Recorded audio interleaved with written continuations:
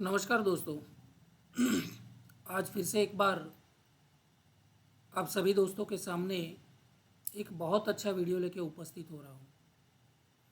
दोस्तों आज का वीडियो जो है वो बीएससी केमिस्ट्री के लास्ट ईयर में पढ़ाई कर रहे हैं वो सारे बच्चों के लिए बहुत बहुत हेल्पफुल हो सकता है। क्योंकि दोस्तों आजकल जो एनईपी में एक नया पेपर आईकेएस कोर्स ऐड हुआ है न्यू एजुकेशन पॉलिसी के अंतर्गत, तो उसके आधार पर जो आईकेएस कोर्स का दूसरा यूनिट है पीसी रे वाला, तो सर पीसी रे उसके जीवन में जो राष्ट्रवाद शिक्षा, उनकी शिक्षा, उनकी फैमिली बैकग्राउंड, उनका नेशनलिज्म, उनका रिसर्च, उनकी केमिस्ट्री, ये सारी बातें इस यूनिट में समाविष्ट की गई है। तो दोस्तों आज उसी यूनिट के आधार के ऊपर बहुत अच्छा एक क्वेश्चन, क्योंकि नया कोर्स नया सिलेबस तो आ गया है लेकिन उसका मटेरियल भी बहुत सारा अवेलेबल है, लेकिन उसमें क्वेश्चन किस टाइप के पूछे जा सकते हैं उसके आधार पर एक क्वेश्चन मैंने आज बहुत अच्छा बनाया है, जो अगर आपको एग्जामिनेशन में पूछा जाता है तो आप बहुत आसानी से उसकी जीवनचर्या, उसका राष्ट्रवाद यानी नेशनलिज्म एंड उनका एजुकेशन आप अच्छी तरह से लिख सको। तो दोस्तों आज का जो वीडियो है उसका क्वेश्चन जो है क्वेश्चन नंबर 1, पीसी रे राष्ट्रवाद शिक्षा का दर्शन पर चर्चा करें। पीसी रे का राष्ट्रवाद यानी कि नेशनलिज्म एंड पीसी रे की शिक्षा का दर्शन, इसके ऊपर कुछ चर्चा करने हम जा रहे हैं। दोस्तों इंग्लिश में उसको बोलते हैं philosophy for nationalism and education. BSc semester 5 के SC23 MJ DSC CHE 501 का पेपर है, उसमें major discipline specific IKS course का एक पेपर आता है दोस्तों। तो उसके आधार पर अगर मैं आपको बताना चाहूँ तो सिलेबस आप देख सकते हैं। पूरा जो आईकेएस का पेपर जिसको हम मेजर 2 बोलते हैं, यूनिट नंबर 1 है Indian traditional metallurgy, unit number 2 है PC Ray's philosophy and chemical sciences.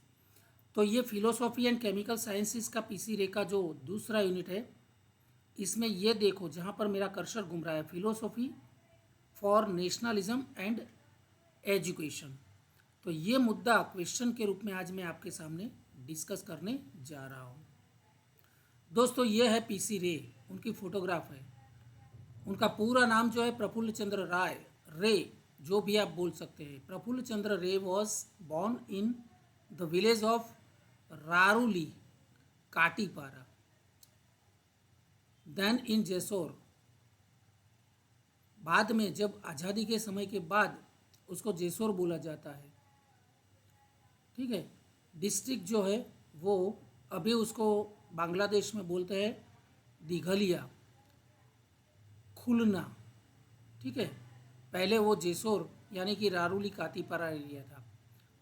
In the eastern region of the Bengal Presidency, west जो बंगाल है, वेस्ट बंगाल जिसको हम पहले बोलते थे, तो वो बंगाल का जो ईस्टर्न पार्ट है जो अभी बांग्लादेश में चला गया, उसके अंदर था, ठीक है।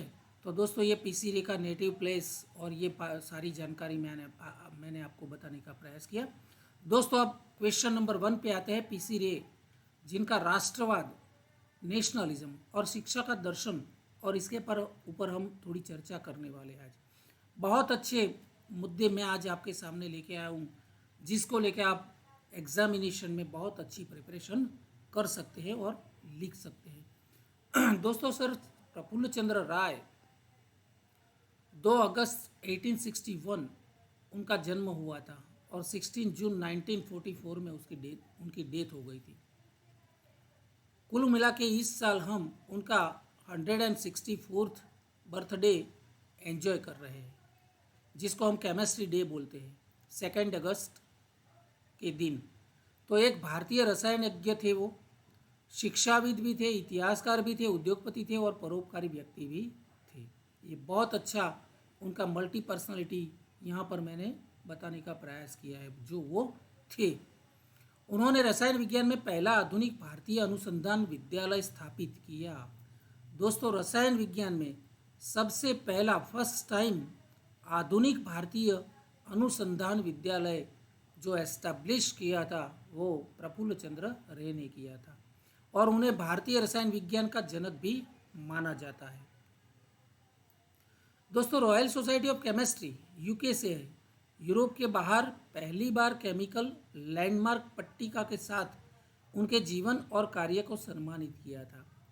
दोस्तों, उन्होंने जो भी काम किए थे अपने देश के लिए, केमिस्ट्री के लिए, अपने जीवन के लिए और अपने परिवार के लिए, ये सारी रॉयल सोसाइटी ऑफ केमिस्ट्री ने बहुत गंभीरता से लिया और रॉयल सोसाइटी ऑफ केमिस्ट्री ने डिक्लेयर किया कि वो पहली बार जहाँ पर यूरोप के बाहर के जो कुछ लैंडमार्क है वहाँ पर सम्मानित किया गया।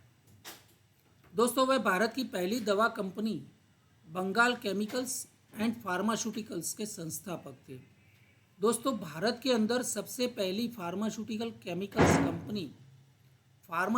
एंड केमिकल्स कंपनी जो थी उसकी एस्टेब्लिशमेंट जो की थी वो पीसी रे ने की थी।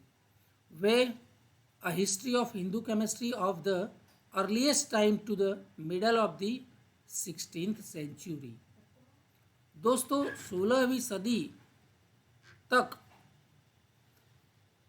अ हिस्ट्री ऑफ हिंदू केमिस्ट्री जो थी वो उन्होंने लिखी थी और वह उनका लेखक भी रह चुके हैं। पीसी रे के परदादा जिसका नाम था Maniklal British east India company के कृष्णानगर और जैसोर के जिला कलेक्टर के अधीन दीवान हुआ करते थे, यानी कि ब्रिटिश गवर्नमेंट में वो कलेक्टर के अधीन दीवान की सर्विस करते थे और उन्होंने कंपनी की सेवा में काफ़ी संपत्ति अर्जित की थी। दोस्तों, उस ईस्ट इंडिया कंपनी की सर्विस करते करते बहुत धन उन्होंने अर्जित किया था जो बाद में उन्होंने देश के लिए, समाज के लिए, एजुकेशन के लिए उन्होंने खर्च कर दिया था। दोस्तों, पीसी रे के दादा, उनका नाम था आनंदलाल, वो भी एक प्रगतिशील व्यक्ति थे। उन्होंने अपने बेटे हरिश्चंद्र को कृष्णानगर सरकारी कॉलेज में आधुनिक शिक्षा प्राप्त करने के लिए भेजा था। उदार और सुसंस्कृत हरिश्चंद्र ने अपने गांव ररुली कटीपारा में अंग्रेजी माध्यम की शिक्षा और महिला शिक्षक का बीड़ा उठाया। किसने?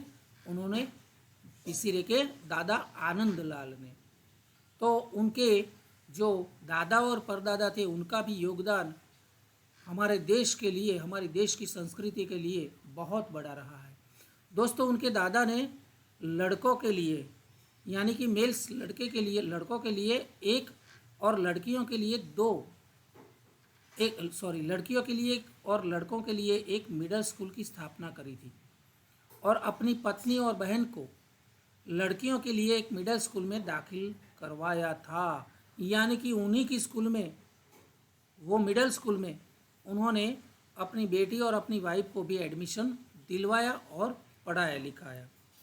ठीक है दोस्तों, हरिश्चंद्र ब्रह्म समाज से दृढ़ता से जुड़े थे, यानी कि सोशली भी वो बहुत कनेक्टेड रहे हैं और रे ने जीवन भर समाज के साथ अपने संबंध बनाए रखे, यानी कि हरिश्चंद्र के बाद पीसी रे ने भी अपने समाज से, ब्रह्म समाज से बहुत गहरा संबंध हमेशा के लिए बनाए रखा। उन्होंने 1881 में एफए यानी कि प्रथम कला, ठीक है, परीक्षा द्वितीय श्रेणी से उत्तीर्ण की। दोस्तों, फर्स्ट आर्ट की जो डिग्री मिलती थी उस जमाने में बीए की तरह, जैसे हम बीए कहते हैं, वो फर्स्ट क्लास के साथ उत्तीर्ण की और कलकत्ता विश्वविद्यालय में रसायन विज्ञान के छात्र के रूप में बीए की डिग्री के लिए उन्होंने प्रवेश लिया। कोलकाता के अंदर ही is admitted as a BA student. Then उनकी एक खासियत क्या थी, संस्कृत पर काफ़ी महाभारत के अलावा लैटिन और फ्रेंच भाषा में भी सीखा, यानी कि संस्कृत भाषा के ऊपर उनका प्रभुत्व बहुत अच्छा था। उसके अलावा लैटिन और फ्रेंच भाषा का भी उनको बहुत अच्छा नॉलेज था, वो बोल सकते थे, लिख सकते थे, लेकिन संस्कृत के ऊपर भी इतना अच्छा उनका प्रभाव था। दोस्तों, पीसी रे ने अपनी बीए की परीक्षा की तैयारी के दौरान गिलक्रिस्ट पुरस्कार छात्रवृत्ति के लिए आवेदन किया था, यानी कि उस वक्त बहुत बड़ा पुरस्कार माना जाता था जो स्टूडेंट्स की स्कॉलरशिप में रूप में दिया जाता था अंग्रेज सरकार के द्वारा। तो बीए में जब उन्होंने एडमिशन लेना था उस वक्त ये पुरस्कार के लिए, अवार्ड के लिए उन्होंने एक आवेदन भरा था। फिर अखिल भारतीय प्रतियोगिता परीक्षा के बाद पीसी रे ने छात्रवृत्तियां बहुत जीती थी और अपनी मूल डिग्री पूरी किए बिना, अपनी बीए की डिग्री पूरी किए बिना इस प्रतियोगिता में पास होने के बाद बिना उस डिग्री के बिना एडनबर्ग विश्वविद्यालय 1882 में सिर्फ 21 साल की आयु में यूके चले गए। तो यूके में जाके उन्होंने बीएससी छात्र के रूप में एडमिशन लिया। एडिनबर्ग में पीसी रे ने हिडलबर्ग विश्वविद्यालय में अलेक्जेंडर क्रुम ब्राउन के अधीन रसायन विज्ञान का अध्ययन शुरू किया। दोस्तों, उनका एक प्रोफेसर था जी जो उनको गुरु मानते थे, अलेक्जेंडर क्रुम ब्राउन, उसके अंडर में उन्होंने केमिस्ट्री का अध्ययन शुरू किया। फिर उन्होंने 1885 में बीएससी की उपाधि प्राप्त की, यानी कि he got his BSc degree in 1885। Then Edinburgh में अपने छात्र जीवन के दौरान पीसी रे ने इतिहास और राजनीति यानी कि पॉलिटिकल साइंस और हिस्ट्री दोनों में अपनी गहरी रुचि को पोषित करना जारी किया, यानी कि ये दोनों विषय केमिस्ट्री के अलावा भी उन्होंने पढ़ाई चालू रखी। देन आफ्टर उन्होंने फॉसेट की राजनीतिक अर्थव्यवस्था पर एक पुस्तक और भारतीय वित्त पर यानी कि भारतीय इकोनॉमी के ऊपर निबंध भी पढ़ना शुरू किया। देन 1885 में उन्होंने विश्वविद्यालय द्वारा आयोजित एक निबंध प्रतियोगिता में उन्होंने पार्टिसिपेट किया था, जिसका टाइटल था विद्रोह से पहले और विद्रोह के बाद का भारत, यानी कि अंग्रेज सरकार जब आई गुलामी के द्वारा उन्होंने हम पर जो राज किया, उस गुलामी के दौरान जो लोगों में अंग्रेज सरकार के विरुद्ध जो विद्रोह उभरा था, उस विद्रोह से पहले का भारत और विद्रोह के बाद का भारत, उस विषय पर सर्वश्रेष्ठ निबंध के लिए ब्रिटेन में उन्होंने कंपटीशन में भाग लिया था और सर्वश्रेष्ठ निबंध का अवार्ड भी लिया था और वो ब्रिटेन में बहुत व्यापक मात्रा में प्रचार प्रसार उनका हुआ था। देन आफ्टर पीसी रे ने अपने शोध पत्र को यानी कि रिसर्च पेपर को वो भारत पर निबंध लिखा था, उन्होंने भारत पर निबंध उस नामक एक पुस्तिका के रूप में प्रकाशित किया, जिसे ब्रिटिश राजनीतिक इसके लेखक का व्यापक ध्यान आकर्षित किया। जो ब्रिटिश राजनीतिज्ञ थे उनके द्वारा वो जो भारत पर निबंध लिखा गया वो बहुत बहुत आकर्षित हुआ था। दोस्तों, बीएससी की डिग्री के बाद पीसी रे ने डॉक्टरेट की पढ़ाई शुरू की, यानी कि अब जाके उन्होंने पीएचडी ज्वाइन किया।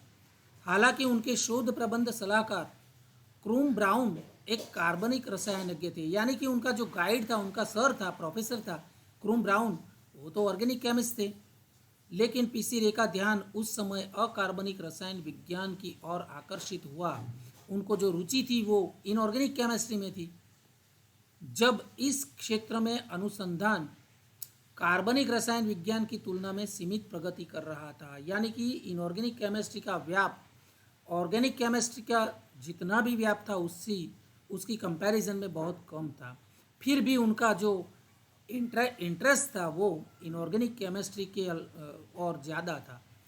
तो पीसी रे ने अपने शोध प्रबंध के विषय के रूप में इनऑर्गेनिक केमिस्ट्री का ही एक टॉपिक, जिसमें द्विलवणों यानी कि डबल सॉल्ट में संरचनात्मक आत्मीयता की विशिष्ट प्रकृति का पता लगाने का निर्णय लिया। तो डबल सॉल्ट के ऊपर उन्होंने, और डबल सॉल्ट की जो स्ट्रक्चर होती है उसके लिए उन्होंने बहुत बहुत रुचि दिखाई और काम किया। और इस फील्ड में पीसी रे ने मेटल डाइसल्फेट के ऊपर शोध करने का निर्णय भी लिया और मेटल डबल सॉल्ट के ऊपर उन्होंने पीएचडी भी की। तो पीसी रे को होप पुरस्कार से सम्मानित किया गया था, होप पुरस्कार, जिसमें उन्हें अपनी डॉक्टरेट की पढ़ाई पूरी करने के बाद 1 वर्ष तक अपने रिसर्च पर काम करने का अवसर भी मिला था। यानी कि ब्रिटिश गवर्नमेंट के द्वारा उनको पीएचडी खत्म होने के बाद, यानी कि after his getting the doctorate, 1 साल और उनको शोध काम करने का अवसर मिला।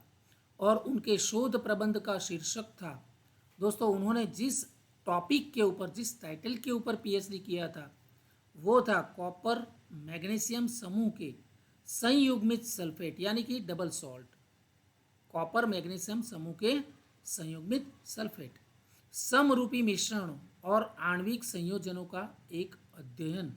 तो इसी विषय के ऊपर उन्होंने अपनी डॉक्टरेट यानी कि पीएचडी की डिग्री हासिल की थी। तो दोस्तों इस स्लाइड्स में और इस वीडियो में मैंने आपको पूरा पीसी रॉय का जो फैमिली बैकग्राउंड था, उनके परदादा से लेके, उनके दादा से लेके, उनके फादर के लेके और उनका जीवन, ये सारी बातें मैंने नेशनलिज्म के जरिए या फिर उनका जो राष्ट्रवाद था, राष्ट्र के प्रति उनका समर्पण था, वो बताने का प्रयास किया। और दूसरे पार्ट में मैंने उन्होंने जो भी स्टडी किया था, उनका एजुकेशन कहाँ पर कोलकाता से लेके, बंगाल से लेके, कोलकाता से लेके यूके तक, एडिनबर्ग में, और फिर पीएचडी करने के साथ साथ जितना भी एजुकेशन, उनका एजुकेशनल बैकग्राउंड था, वो सारी बातें आज इस वीडियो में बहुत सरलता से, बहुत स्पीडी आपको बताने का प्रयास किया है। दोस्तों अगर आपको ये वीडियो अच्छा लगा हो तो बहुत बहुत लाइक कीजिए। अभी तक आपने मेरी चैनल को सब्सक्राइब नहीं किया तो बहुत जल्द सब्सक्राइब भी कर लीजिए, ताकि आपके सिलेबस के कुछ और मुद्दे यहाँ पर जोड़ के और सारे अच्छे क्वेश्चन बना के मैं आपको आईकेएस का पेपर जो है उसके लिए कुछ हेल्पफुल हो सकूँ। दोस्तों धन्यवाद, नमस्कार।